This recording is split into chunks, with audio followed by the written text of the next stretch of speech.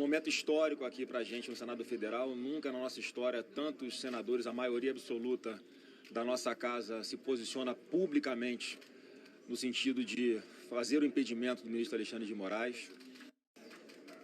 A nossa conversa com o presidente Davi ontem foi muito franca, muito aberta, e o que eu posso falar é que há sim um sentimento comum de que algo precisa ser feito para resgatar a normalidade.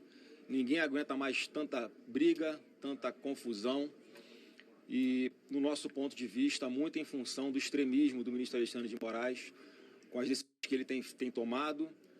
E quanto mais passa o tempo, mais ele desagrada os seus pares, mais constrange os seus pares. E um Supremo forte é aquele que respeita os limites. Portanto, o ministro Alexandre de Moraes precisa voltar a ter limites, assim como todos nós temos, e o limite para todos nós é a lei.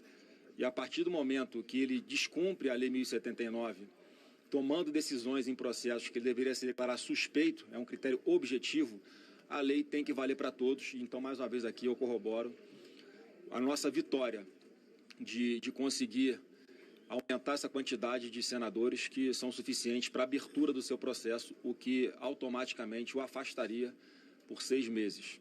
No tocante à pergunta que foi feita aqui, ontem eu estive lá.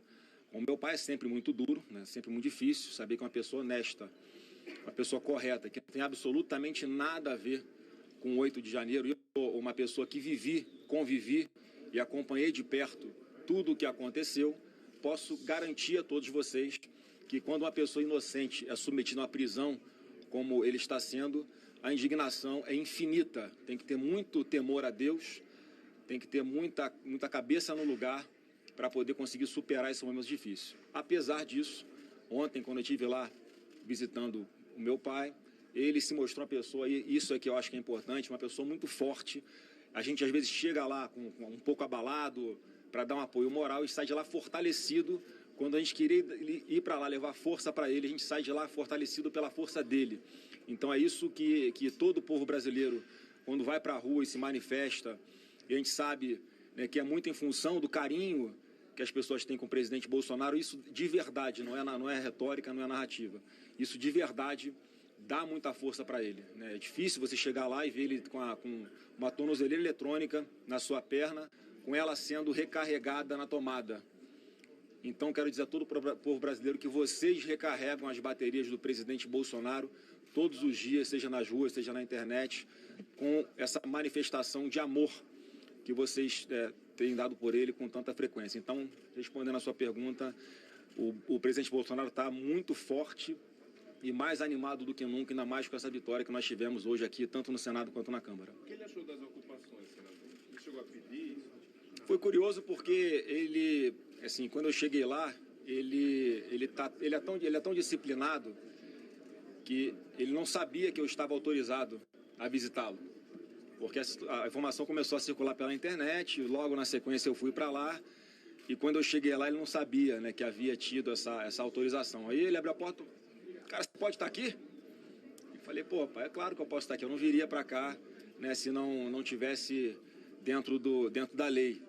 Né? Então, a pessoa que compreende o momento que a gente está passando, e ele também sabe que, da forma como as coisas estão hoje, é difícil você chegar num consenso.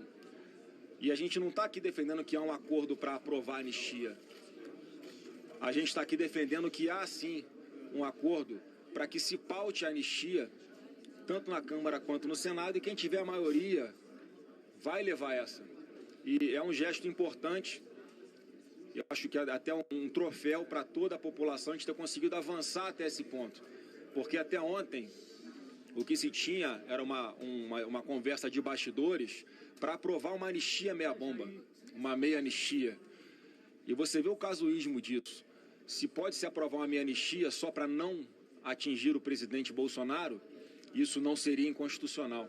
Agora, se a gente fala de uma anistia que é ampla, geral e restrita, como nós estamos defendendo, aí ela passa a ser inconstitucional só porque ela poderia afetar também Bolsonaro. Quando a gente está discutindo anistia, não é sobre pessoas, é sobre os fatos que aconteceram. A gente não está aqui com tempo para discutir o que levou o Brasil a chegar a esse ponto. Mas eu acho que é um gesto de maturidade que eu sempre falei desde o primeiro dia. Os problemas do Brasil a gente resolve aqui.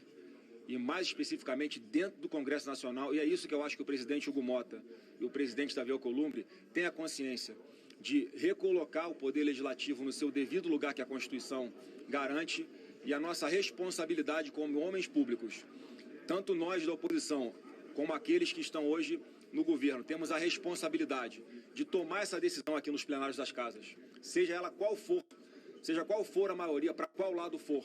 Cada um de nós vai estar com o sentimento de dever cumprido, de que nós não estamos nos omitindo de fazer a nossa obrigação e não estamos cedendo à pressão, seja de qualquer outro poder que seja,